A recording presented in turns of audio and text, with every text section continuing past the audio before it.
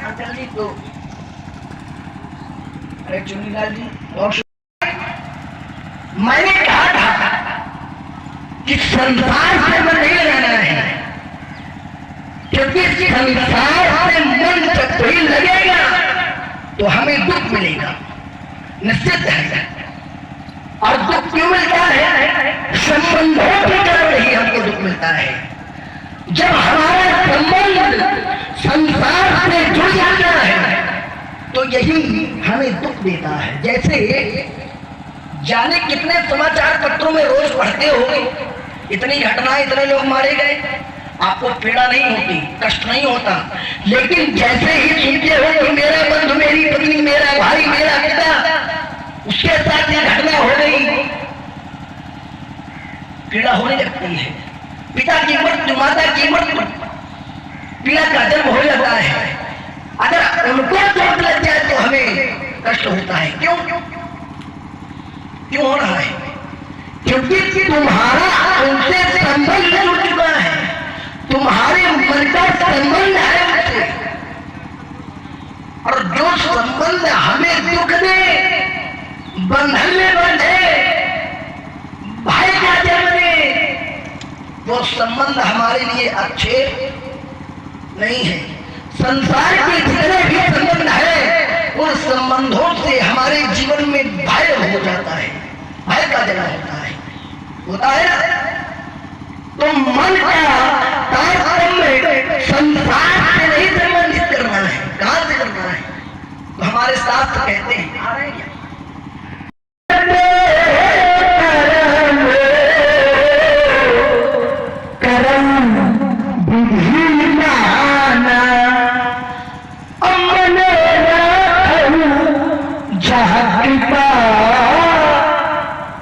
निधाना। मन को कहां जोड़ना है? कृपा नाती धनुष से। मन का जोड़े हो धनुष से, कैसे बनेगी बात? तृतीय बात आपने कहा था कि हमारी बात इनसे तो हो नहीं रही थी। इनके भैया ने कहा कि आपका कोई दाग होगा तो छुपाव क्यों हो रहा है? ये कह दिया जाता है कि मैं ही आपका दाग हूं। विचार करो, जो जीव सदाचार के धरातल पर खड़ा है, सम्मान के धरातल पर खड़ा है, उससे प्रश्न किया जाए भैया, ऐसे किसी सभ्य व्यक्ति के पास कोई जाए पूछे कि ये मकान किसका है, तो सदाचारी व्यक्ति होगा तो यही कहेगा भैया आपका है। ये तो नहीं कहेगा कि मेरा है, मेरा कहेगा तो कहीं ना कहीं अहंता, अहंकार और माया दिखाई देती है ना, मैं दिखाई देता है। इसलिए धनुष तोड़ने वाला मैं से रहित है, मैं के सहित नहीं है। तो कह रहा है कि आपका ही कोई दास है, आप आज्ञा करिए मेरे लिए। तो आपको उनकी बात समझ में नहीं आ रही, धनुष तोड़ने वाला दिखाई नहीं दे रहा है। अगर धनुष तोड़ने वाला आपको इन नेत्रों से नहीं दिखाई देता है तो ब्राह्मण के इन दो भौतिक नेत्रों के अतिरिक्त भी दो नेत्र होते हैं। अग्नि पुराण कहता है, श्रुति पुराण बहु नेत्रों ब्रह्मणा न प्रकीर्तिता। श्रुति माने वेद और पुराण माने पुराण। ब्राह्मण की इन दो नेत्रों के अलावा दो नेत्र और हैं, दोनों वेद और पुराण। और दोनों में अगर एक नहीं है तो शास्त्र कहते हैं केन निकला काना काना। अगर एक नहीं है तो काना। अब कीर्तिता, अगर दोनों नहीं तो फिर चकाचक कहना क्या है? है ना। तो अगर इन नेत्रों से नहीं दिखाई दे रहा है तो अपने वेद और पुराण रूपी नेत्रों से देख लो, उनसे भी नहीं देख पा रहे हो। एक बार धनुष तोड़ने वाला और सहस्त्राबाहु अर्जुन की समानता नहीं हो सकती है। जैसे सहस्त्राबाहु अर्जुन को कलंकी कहा गया, अपराध किया, शास्त्र ने उसको स्वीकारा, शास्त्र ने प्रमाणित किया, अब कहीं न राज मध्य कलंकु। सहस्त्राबाहु अर्जुन को कलंक का प्रतीक शास्त्र कह रहे हैं। ऐसे एक आप पढ़ दे जिसमें लिखा हो कि धनुष तोड़ने वाला भी कलंकी है। जैसे मैंने सहस्त्राबाहु अर्जुन के लिए पढ़ा है, ऐसे धनुष तोड़ने वाले के लिए आप एक पढ़ दो, बात बराबर है, मान लेंगे आपकी बात है कि नहीं?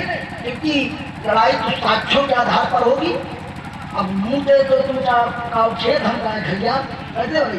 एक बात आपने कहा ममता नहीं है, अगर महाराज ममता नहीं है धनुष से तो धनुष को उठाओ ले जाओ गंगा जी में बहा दो चाहे स्वयं बही जाओ। अगर ममता नहीं है, क्योंकि अगर ममता नहीं है तो विरोध क्यों? विरोध और क्रोध का कारण ममता ही तो है।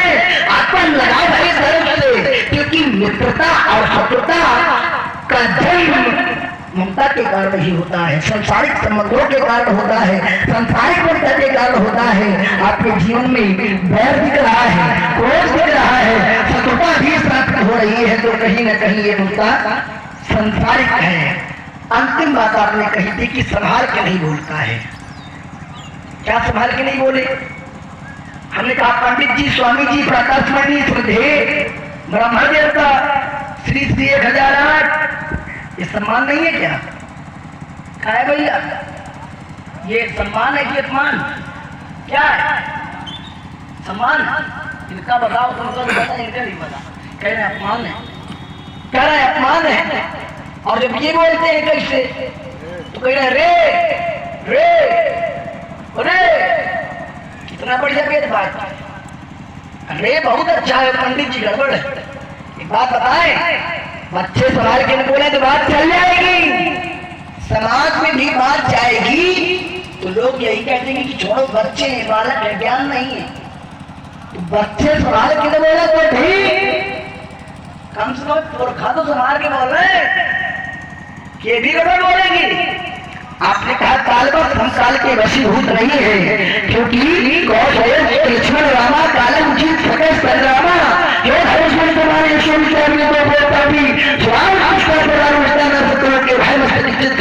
लोगों में काल का भी भय नहीं है। आपने कहा धनुष धनुष की समानता नहीं हो सकती है, हो सकती है। हमारी दृष्टि में सभी धनुष समान है, धनुष चाहे जो हो, हमारी दृष्टि में समान है। धनुष समान है, गावत वेद सुबह मूर्त सालिग्राम की छोटी बड़ी नभेद। सालिग्राम की पटैया छोटी हो चाहे बड़ी, कोई अंतर होता है क्या? कहीं छोटी में छोटे शंकर जी, बड़े में बड़े, ऐसा तो नहीं है। इसलिए हमरे जाना सुनो देव सब धनुष समाना, जून धन तोड़े देखा अमुक नयन के भोरे संध्या चिंतन। चलो कम से कम रुका तो रहता है, उसका बैर भाव छूट जाता है। हमने एक बिंदु दिया था बना, हमने कहा कि शंकर बाबा उनके निकटता में हम है, तत्सन्निधौ बैर त्यागा, तो उन्होंने भी क्रोध किया, उन्होंने क्रोध किया, तो फिर उनका बैर भाव क्यों नहीं किया? क्या शंकर बाबा हमसे कमजोर योगी हैं क्या? कहिए, हम क्या उनसे बड़े योगी हैं क्या? नहीं। जब उनमें कहीं ना कहीं क्रोध आ सकता है तो हमारे अंदर, क्योंकि श्रद्धा एक ऐसी वस्तु ही है, श्रद्धा एक ऐसा अभिन्न अंग है जिसके खंडित होने से कहीं ना कहीं पर क्रोध का जन्म हो ही जाता है। जैसे माता का मंदिर है, अगर इस पर प्रहार किया जाता तो आप लोगों की श्रद्धा पर चोट है कि नहीं है? क्यों बाबा है चोट? तो क्या आपको क्रोध नहीं आएगा? अवश्य क्रोध तो आएगा।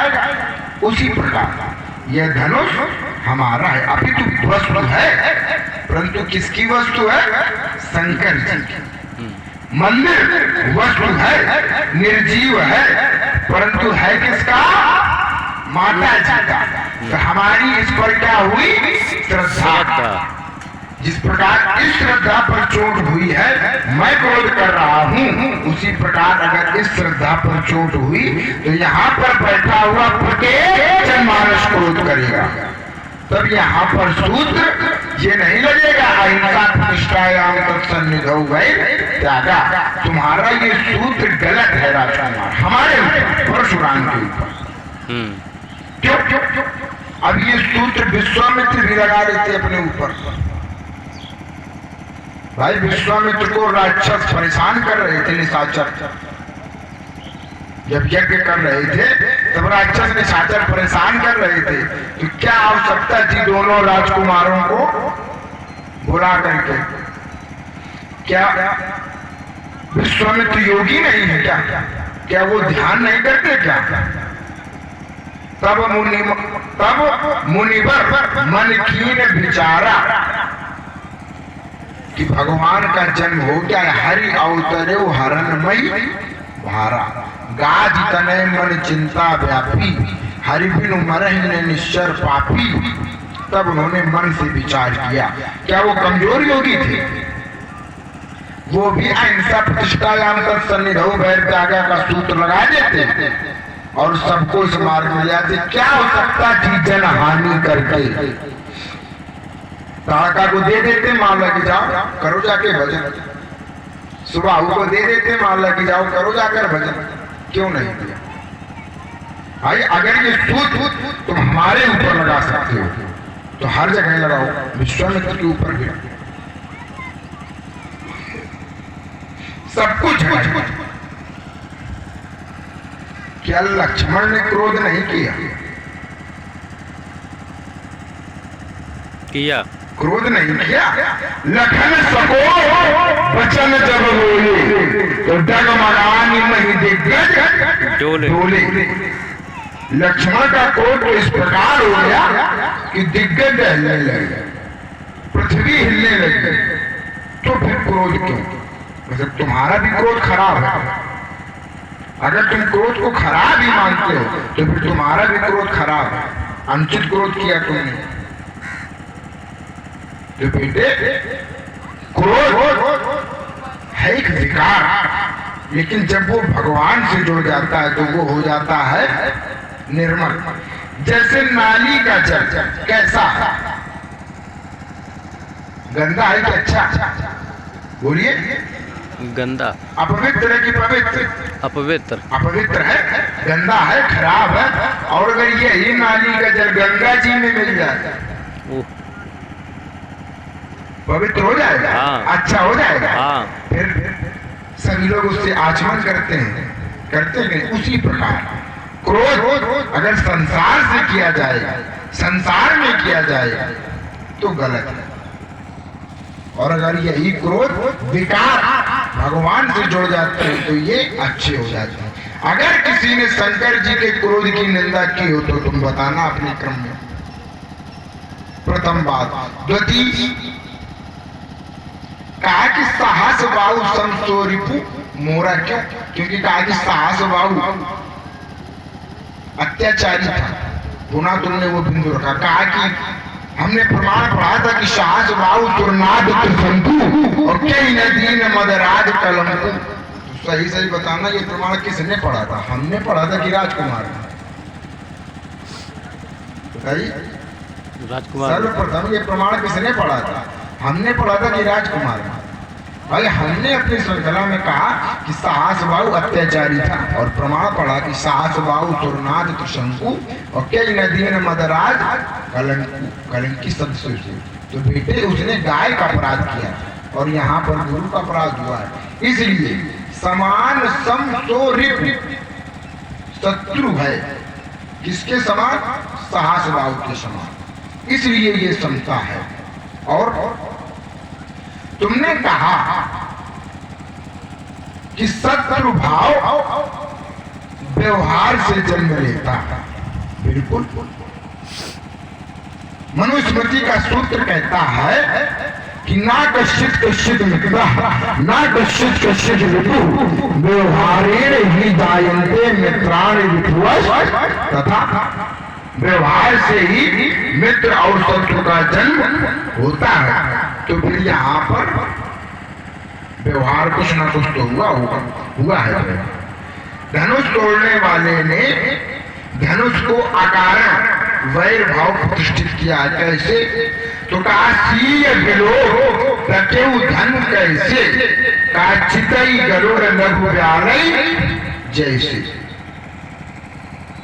गरुड़ पक्षी सर्प के बच्चे को किस दृष्टि से देखता है?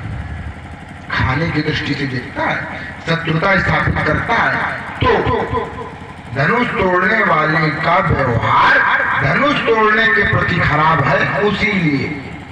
इसीलिए मेरा भी व्यवहार धनुष तोड़ने वाले के प्रति शत्रुता वाला।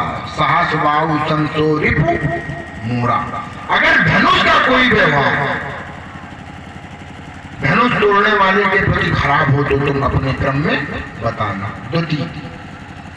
तृतीय बिंदु, तुमने कहा कि ममता कहीं ना कहीं आप पर है, तभी आप क्रोध कर रहे हो और रुदन कर रहे हो। नहीं है राजकुमार। क्यों? क्योंकि ममता क्या है? सिद्धांत कहता है कि ममता करुण कमी अनिहारी और राग द्वेष उलूक सुखकारी। ममता एक अंधेरी रात की है। और मैं क्या हूं?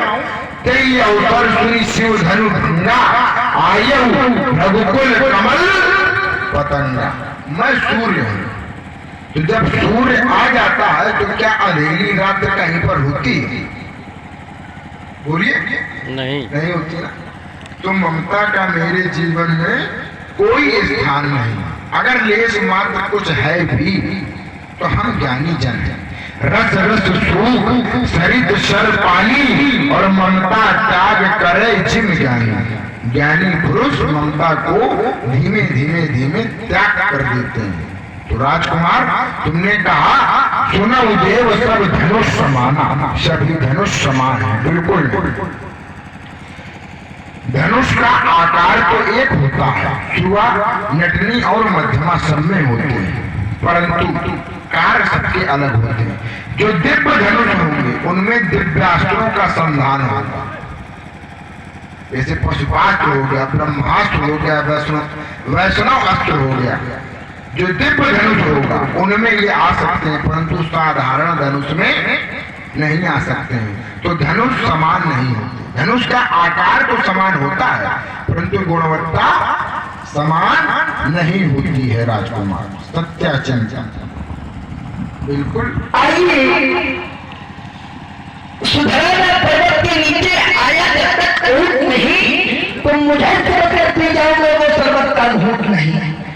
आन जरूर की मुझको ब्राह्मण की मर्यादा है, मत समझो कमजोर मुझे, पर मुझ में तुमसे ज्यादा है। आइए, महात्मा परशुराम की वार्ता को सभी लोगों ने ध्यान से सुना।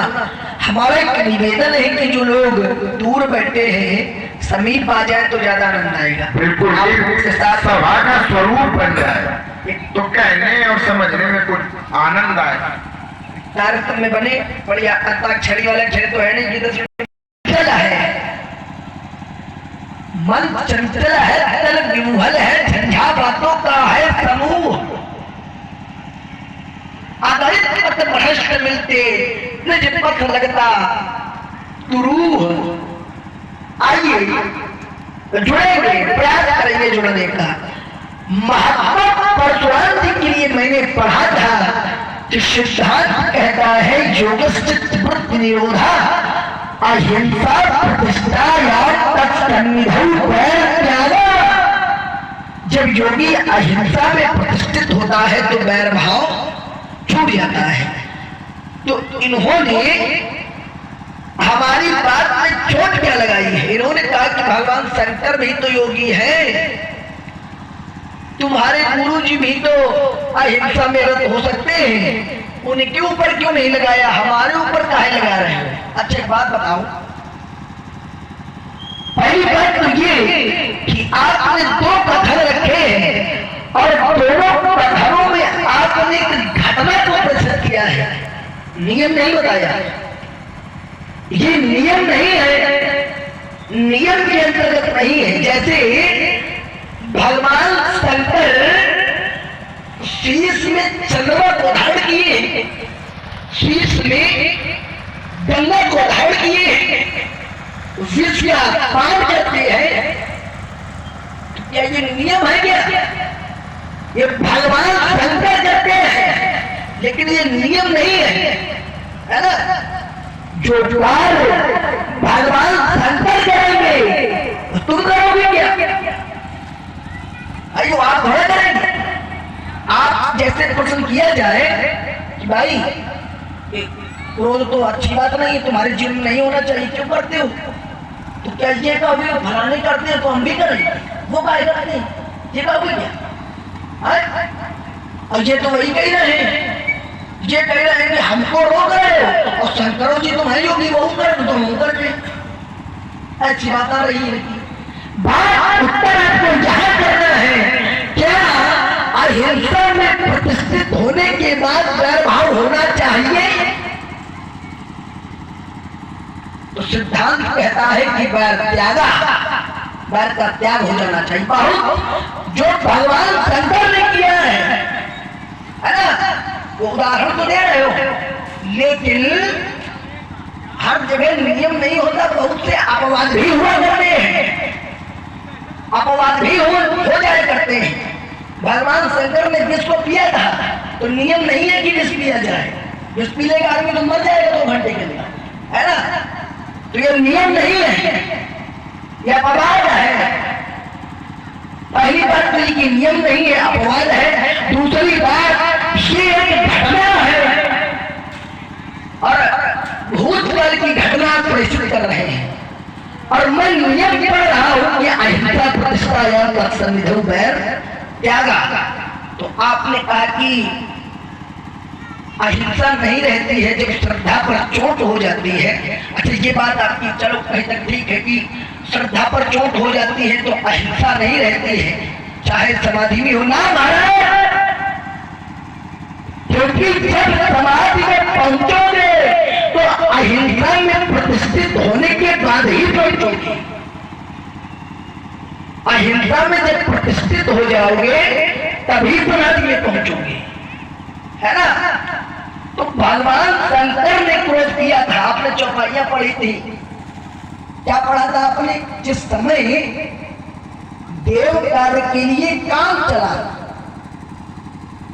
कामदेव भगवान शंकर की समाधि भंग करने पहुंचा, हुआ क्या? जैसे ही पहुंचा तो काम ने अपने 5 बाणों पर प्रहार कर दिया। ठीक है, 5 बाण भगवान शंकर के ऊपर छोड़े, और जब 5 बाण छोड़े तो हुआ क्या?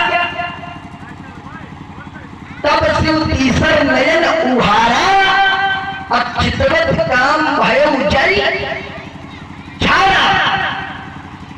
भगवान शंकर ने तीसरा नेत्र खोला और काम जल करके भस्म हो गया। तो काम अच्छा है कि बुरा? काम अच्छा होता है कि बुरा? काम अच्छा नहीं है, क्योंकि काम ही वासना हमको देता है ना?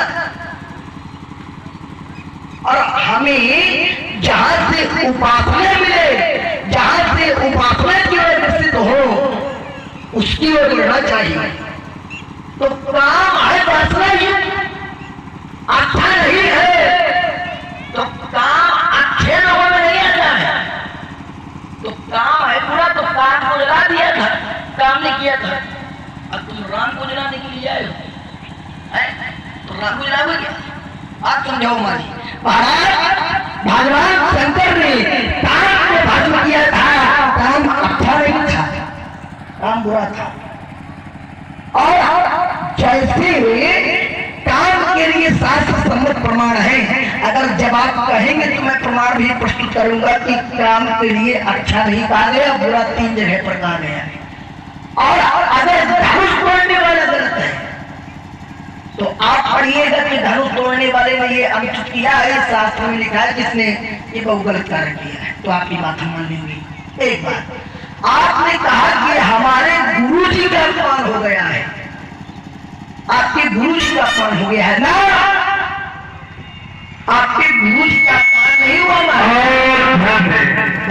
आप हैं लेखराम बाबा जी स्वामी जी के द्वारा एकादश पुष्प मुद्राएं भागवत श्री परशुराम जी के चरणों में, और एकादश पुष्प मुद्राएं शेषावतार श्री लखनलाल जी के चरणों में प्रदान हुए हैं। बाबा जी को बहुत बहुत धन्यवाद है, कोट कोट साधुवाद है। क्या सुना रहे थे?